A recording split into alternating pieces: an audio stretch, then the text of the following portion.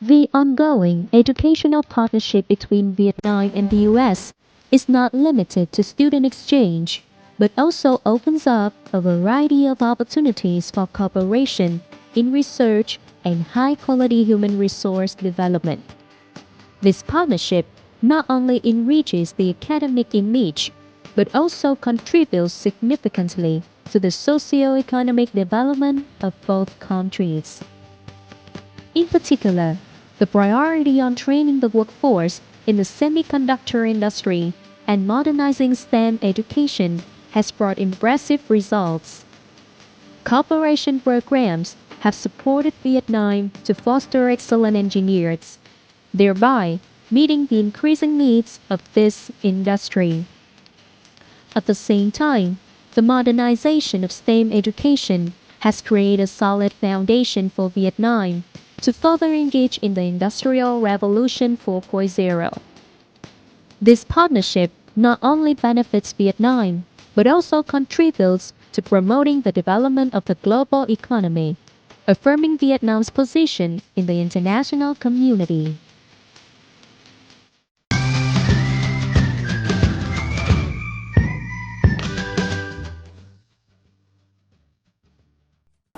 Welcome to Station Vietnam on VTC10, and I'm your host, Thu Giang.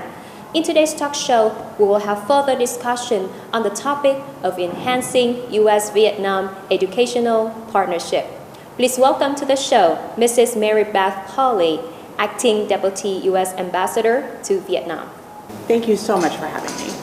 Given the strong foundation of educational cooperation between the U.S. and Vietnam, what are some of the most notable initiatives launched in the past year to further strengthen this partnership, particularly in the context of the upgraded relationship? After upgrading our relationship to a comprehensive strategic partnership, the U.S. Mission, the Ministry of Education and Training, and the government of Vietnam, and many different universities have been working hard together to really think, what does it mean, right? We talk about the semiconductor industry and 50,000 engineers. We talk about growing workforce development. And so we've launched a number of initiatives. A lot of people have heard of VTC10 Act, which is a special fund to help support workforce development for the semiconductor industry. We launched a $2 million program here in Vietnam that is focused on curriculum design, skills training for teachers, really help setting the foundation for educators in Vietnam to be able to take full advantage of the opportunities of the semiconductor industry and reach Vietnam's very ambitious goals of becoming a high-tech global and regional workforce hub. So that's just one piece of it. We've expanded our Fulbright scholarships, our exchanges. We have done a lot of work with government officials and senior leadership at universities who want to figure out how to modernize their STEM education, how to build public-private partnerships.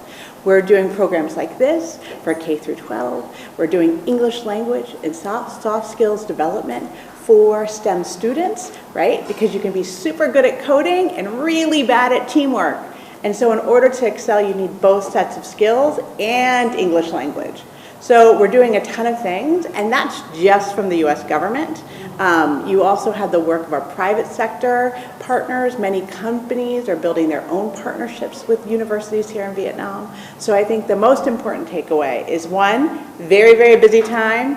We're doing a lot, and we're doing a lot together to achieve the goals we've set out for ourselves. Also, with the growing presence of U.S. tech companies in Vietnam, how are U.S. universities and educational institutions collaborating to prepare Vietnamese students for careers in this sector?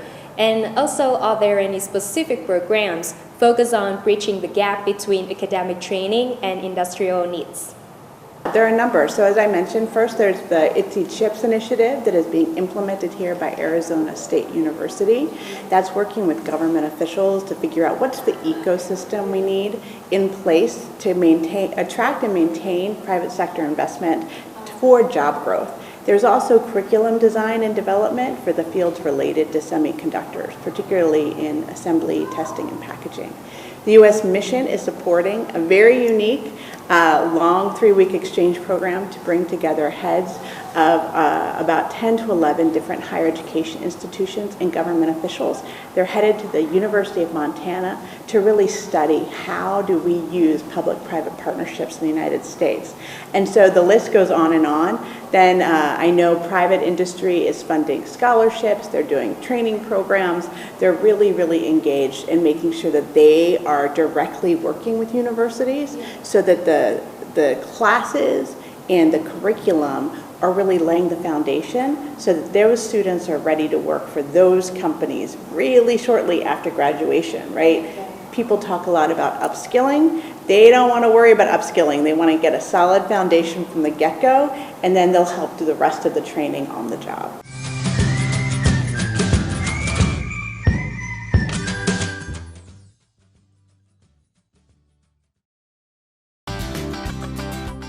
Recently, U.S. mission to Vietnam, in partnership with STEAM Vietnam, UNICEF Vietnam, Scratch Foundation, and Hanoi University of Science and Technology, co-organized the STEAMist Festival 2024.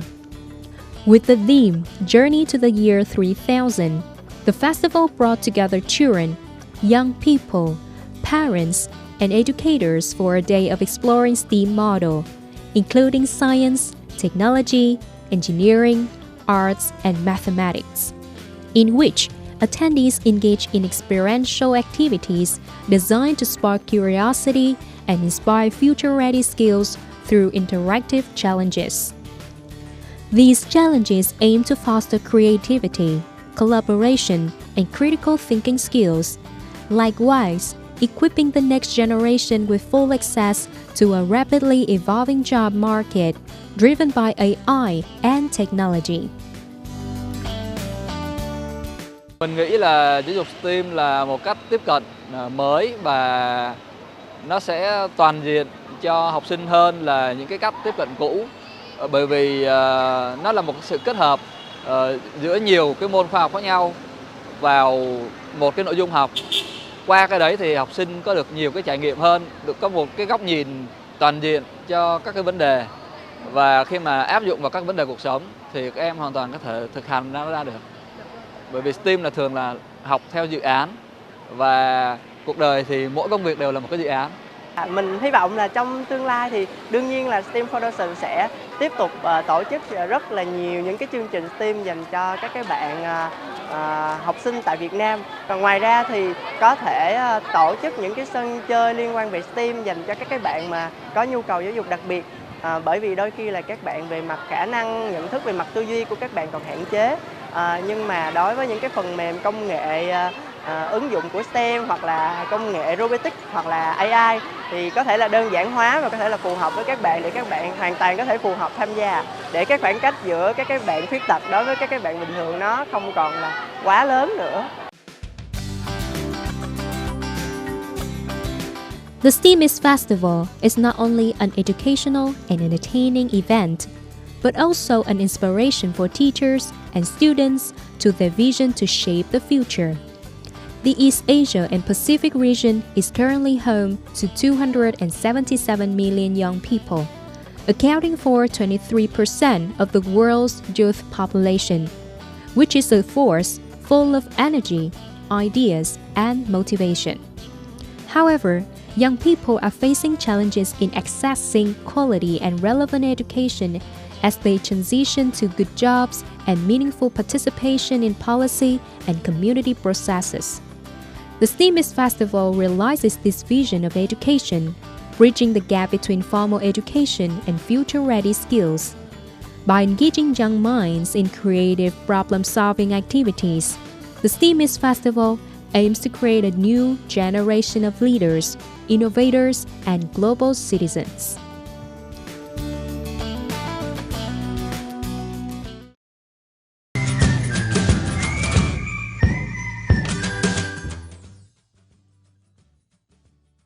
Mrs. Mary Beth Polly, what's your perspective on the significance of events like STEAMist 2024 in promoting STEAM education and developing future workforce for Vietnam? I think the meaning is really just to look ahead at all of the opportunities. People talk a lot about the challenges we face, whether it's climate change or what does it mean to have AI impacting our jobs. But the truth is that there's also a ton of opportunity for us to solve the challenges we see and take full advantage for continued growth and economic prosperity for even more people in the future. So the idea of the journey to the year 3000 is just to envision, to imagine, and take full advantage of all of the technologies, talent, skills, creativity of young people to create a future that they're excited about. What are the aspirations of American leaders and investors in terms of developing the next generation of Vietnamese workforce? Well, I have to quote Ambassador Napper here because he always talks about our aspirations are Vietnam's aspirations, that we are partners in this. And we know Vietnam wants to be a high-income country. It wants to have high-tech jobs, better quality, move up the value chain. And we want that for Vietnam together. But it's important to remember it's a competitive field right now. There are a lot of other countries in this region and around the world that want to attract the same companies to invest. And so our goal is to make Vietnam the most competitive by working with them to build that ecosystem, right? You need clean energy. That's a big priority for international firms right now. You need a strong workforce. Vietnam has always had strong education, always had a strong workforce, but now we've got to add in the next new layer of skills development, so we're working there. But ultimately our goals are to see Vietnam even more prosperous, and that prosperity helps America be prosperous. Shared prosperity is the goal. And as we look ahead, what do you see as the key priorities for U.S.-Vietnam educational cooperation? Well, as you know, we have a number of Vietnamese students every year, roughly 30,000 total, who study in the U.S. We want to keep growing that number. We think the U.S. higher education system has so much to offer, and we see institutions being more responsive. So I think there's a Maricopa Community College, for example, has now launched a 2+2 program where you can study English online for 2 years and then attend university for 2 years and get the full degree. So we're looking at making sure our schools are meeting the needs of Vietnamese students in this moment, but we also want those schools to come to Vietnam. We want more partnerships. So the next phase is really about expanding the number of U.S. universities engaged in Vietnam, partnering with Vietnamese institutions, doing shared research among students and faculty. We really want to grow those institutional partnerships. We think in the long term that'll help the higher education system of both countries improve. And then I think broadly, we just want to be a good partner. So as we think ahead to the next phase, in the next year, we're celebrating 30 years of our bilateral relationship. We're really thinking hard about what do we need to do for the next 30 years? What are the next things we need to do together? And so that will start with more institution building, probably trying to get more U.S. students here to Vietnam so they can know and love this country as well. Yes. Okay, so once again, thank you so much for your wonderful insights on U.S.-Vietnam educational partnership, and we look forward to further fruitful results in our partnership in the near future. Yes, so much more to do, and thank you for having me. It's been a lovely interview. I appreciate the time. That's the end of Station Vietnam today. Thank you so much for watching, and hope to see you next time. Goodbye.